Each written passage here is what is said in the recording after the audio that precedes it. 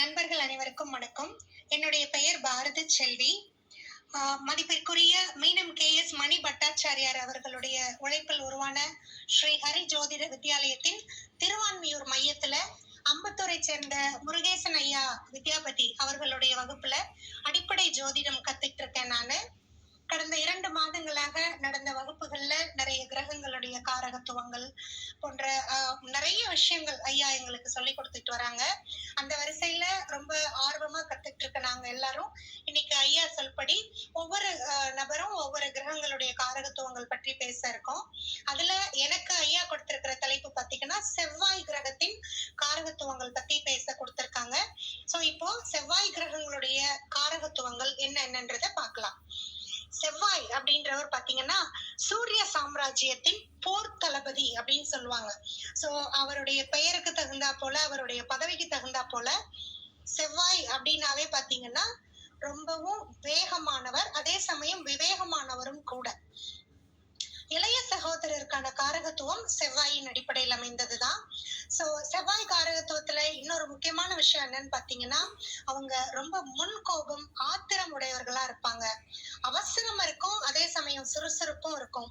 ரொம்ப பிடிவாத குணம் உள்ளவங்க. சந்தேக புத்திக்கு அதிபதி செவ்வாய் தான். ரத்த நாயகன், அதாவது ரத்தம் தொடர்பான நோய்கள் எல்லாமே செவ்வாயுடைய காரகத்துவங்கள்ல தான் வரும். அதே போல இந்த செவ்வாய் ஆதிக்கம் பெற்றவர்கள் சாகசங்கள் புரிவதில் வல்லவர்களாக இருப்பாங்க. விபத்து, அறுவை சிகிச்சை இது எல்லாமே செவ்வாயுடைய காரகத்துவங்கள் தான். சேவகம், காவல், ராணுவம், தீ ஆகிய எல்லாவற்றுக்குமே செவ்வாய் கிரகமே காரகத்துவம்.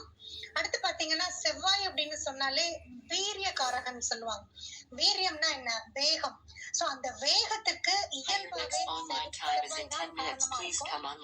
இரு பாலருக்கும், அதாவது ஆண் பெண் இரு பாலருக்குமே சகோதரர் அப்படின்றவர் செவ்வாயுடைய காரகத்துவத்துல வருவார்.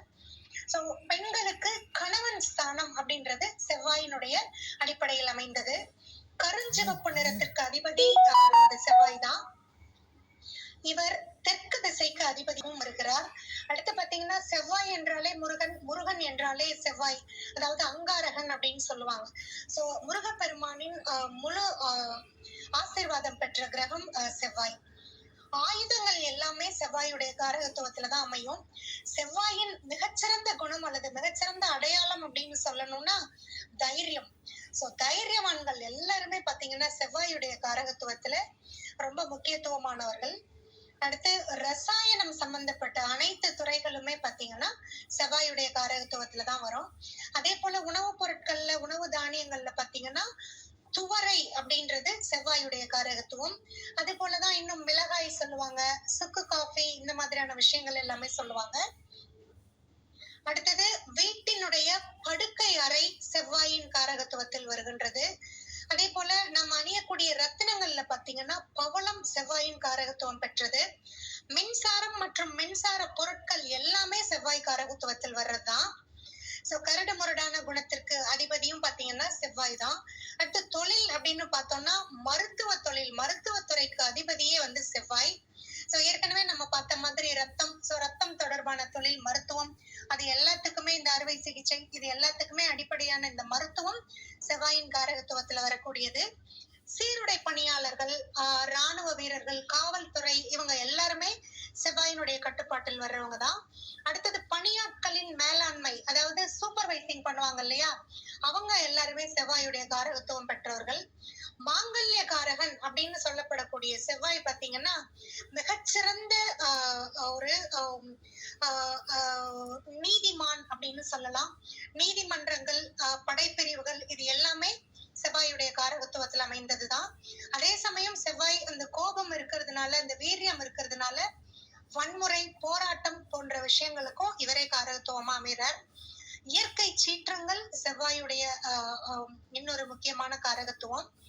சோ நம்ம உடம்புல பாத்தீங்கன்னா எலும்பு, மஜ்ஜை எல்லாமே செவ்வாயுடைய காரகத்துவம் தான். உடல் பலம், வீரம் இது எல்லாமே செவ்வாயுடைய காரகத்துவத்தில் அமைந்தது. தொழிற்சாலைகள், இரும்பு தளவாடங்கள் இவை எல்லாமே செவ்வாயின் காரகத்துவங்கள். அடுத்தது நம்மளுடைய முகத்துல பாத்தீங்கன்னா பற்கள், புருவம் இவை எல்லாமே செவ்வாயின் காரகத்துவங்கள். செவ்வாயின்னு சொன்னா வீரியம் மட்டும் இல்ல, தைரியம், வேகம் மட்டும் இல்ல, ரொம்ப பகவான். சோ அதனால அனுசரணையான குணத்திற்கு அதிபதி செவ்வாய் பகவான். பிறர் மீது ஆதிக்கம் செலுத்துபவர் செவ்வாய் பகவான். சோ துணிவான செயல்களுக்கு அதிபதி செவ்வாய் பகவான். கெட்ட பழக்க வழக்கங்களுக்கும் இவரே அதிபதியா வர்றதுனால கொஞ்சம் இந்த செவ்வாயுடைய காரகத்துவங்கள் உள்ளவங்க கொஞ்சம் நல்ல குணங்களை வளர்த்துக்கிறது இந்த கெட்ட பழக்க வழக்கங்கள்ல இருந்து அவங்கள கொஞ்சம் பாதுகாக்கும். அது போல கணவனை இழந்த பெண்கள் என்று சொல்லப்படக்கூடிய விதவைகள் எல்லாருமே செவ்வாயினுடைய காரகத்துவம். சோ மருமகன், அதாவது சன் இன் லான்னு சொல்லுவோம் இல்லைங்களா, அந்த மருமகன் என்ற உறவுக்கு அதிபதி செவ்வாய் தான். செவ்வாய் எண்களில் பாத்தீங்கன்னா 9ஆம் எண், அதாவது எண்கள் 1ல இருந்து 9 வரைக்கும் பார்த்தோம்னா அதுல உள்ள முழுமையான எண் அப்படின்னு இந்த எண் கணிதத்துல சொல்றாங்க. அந்த விதத்துல 9ஆம் எண்ணிற்கு அதிபதி செவ்வாய். இந்த 9ஆம் எண்ணிற்கு அதிபதியான செவ்வாயினுடைய காரகத்துவங்கள்ல மிக முக்கியமான ஒண்ணு உடற்பயிற்சி, அதாவது பாடி பில்டிங் என்று சொல்லக்கூடிய உடற்கட்டு. இது எல்லாமே செவ்வாயினுடைய காரகத்துவங்கள். பேச்சில் வல்லமை மிகுந்தவர்கள் செவ்வாயின் ஆதிக்கத்துல வர்றவங்க.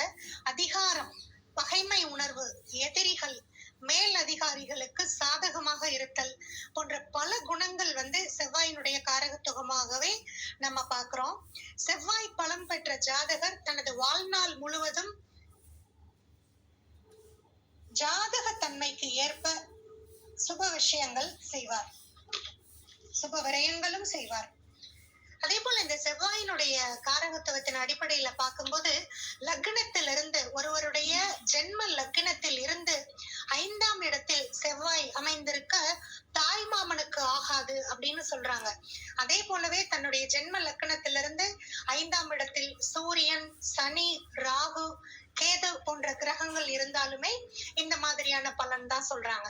அடுத்தது சனியும் செவ்வாயும் இணையும் போது அல்லது சேர்ந்து பார்க்கும் பொழுது அந்த பாவகம் பாதிக்கப்படும். சனியும் செவ்வாயும் இணைந்து எந்த பாவகத்தை பார்க்கிறதோ அந்த பாவகம் பாதிக்கப்படும். அப்போ அந்த பாவகத்துக்குரிய பலன்கள் அந்த ஜாதகருக்கு குறைவாகவே காணப்படும். அடுத்தது லக்னத்திற்கு 2ஆம் இடத்தில் செவ்வாய் இருக்க பிறந்த குழந்தைக்கு விரைவில் சகோதரர் பிறப்பார் அப்படின்றதும் செவ்வாயுடைய ஒரு காரகத்துவமாகவே பார்க்கப்படுகிறது. அடுத்தது ஆண்களுடைய ஜாதகத்தில் சூரியன் செவ்வாய் இணைவு இருந்ததுன்னா அவங்களுக்கு தொழில்ல பிரச்சனைகள் இருக்கும் அப்படின்னு அறியப்படுது. அதே நிலை பெண்ணுக்கு இருந்தால், அதாவது பெண்களுடைய ஜாதகத்துல சூரியன் செவ்வாய் இணைவு இருக்கும் பொழுது மன வாழ்க்கையில் பாதிப்பு அப்படின்றத நம்ம பாக்குறோம். செவ்வாயின் வலிமையை வைத்து வீடு, மனை, வசதிகளை ஜாதகர் அனுபவிப்பார். அப்போ ஒவ்வொருத்தருடைய ஜாதகத்திலையும் செவ்வாய் என்ன மாதிரியான வலிமையான இடத்துல இருக்கு, என்ன மாதிரியான பார்வை பெற்று இருக்கு அப்படிங்கறத வைத்துதான் ஒருத்தருக்கு வீடு, மனை, வசதிகள் எவ்வாறு அமையும் அப்படிங்கறத நாம நிர்ணயம் பண்ண முடியும். ஒருத்தர் மருத்துவர் ஆகணும் அப்படின்னா அவருடைய ஜாதகத்துல செவ்வாய் பலம் நிறைந்தவரா இருக்கணும். அதே போல லக்னத்திலிருந்து 1, 4, 7, 10 செவ்வாய் குரு இணைவு இருந்ததுன்னா நல்ல வீடு, மனை அமையும் அப்படிங்கிறதும் நம்ம பார்க்கிறோம். திருமண பொருத்தத்துல செவ்வாய் தோஷம் ரொம்ப முக்கியமான தோஷமா பார்க்கப்படுகிறது. இப்போ பாத்தீங்கன்னா நிறைய ஆண்கள், பெண்கள் இந்த திருமணத்துல தாமதம், திருமணத்துல தடைகள், இது எல்லாமே பாத்தீங்கன்னா பரவலா நம்ம பார்த்துட்டு இருக்க விஷயம்தான். அதுல ரொம்ப முக்கியமான ரோல் பிளே பண்றவர் யாருன்னு கேட்டா நம்ம செவ்வாய் பகவான் தான். லக்னத்திலிருந்து 2, 4, 7, 8, 12 ஆகிய இடங்களில் செவ்வாய் இருந்தால் அது செவ்வாய் தோஷம் அப்படின்னு சொல்றாங்க. சோ அப்ப திருமண பொருத்தத்திற்காக பார்த்துட்டு இருக்கவங்க இந்த மாதிரியான விஷயங்களை ரொம்ப கவனமா பார்த்து அவங்களுக்கு பொருத்தமான ஜாதகத்தை மேட்ச் பண்ணணும் அப்படின்னு ஐயா சொல்லி கொடுத்திருக்காங்க. சோ இந்த இத்தனை காரகத்துவங்கள் அடங்கிய இந்த செவ்வாய் தசை ஒருத்தருக்கு எத்தனை வருஷங்கள் நடக்கும் அப்படின்னு பாத்தீங்கன்னா 7 வருடங்கள், அதாவது 7 ஆண்டுகள் ஒவ்வொருத்தருடைய ஜாதகத்திலும் செவ்வாய் திசை அப்படின்றது வரும். அது அவங்களுடைய பிறப்பு திசையிலிருந்து எப்போ வரும் அப்படின்றது ஒவ்வொருத்தருக்கும் மாறுபடுமே தவிர, ஆனா செவ்வாய் திசை அப்படின்றது எல்லாருக்குமே 7 வருடங்கள் நடக்கும். அப்போ இந்த செவ்வாய் திசை நடக்கும் போது அசுப பலன்கள் குறைந்து சுப பலன்கள் பெருகணும் அப்படின்னா நாம அதுக்குரிய தெய்வ வழிபாடு, அதுக்குரிய வழிபாட்டு முறைகள், வாழ்க்கை முறைகள், இது எல்லாத்தையும் சீரமைச்சுக்கிட்டோம்னா செவ்வாயுடைய அசுப பலன்களை குறைத்து சுப பலன்களை, வலிமையை ரொம்ப அதிகமா நம்ம உணரலாம். சோ இது போல இன்னும் நிறைய சுவாரஸ்யமான தகவல்கள் ஐயா சொல்லி கொடுத்துட்டு வராங்க. நண்பர்கள் ஒவ்வொருத்தரும் ஒவ்வொரு கிரகங்களும் பேசுவாங்க.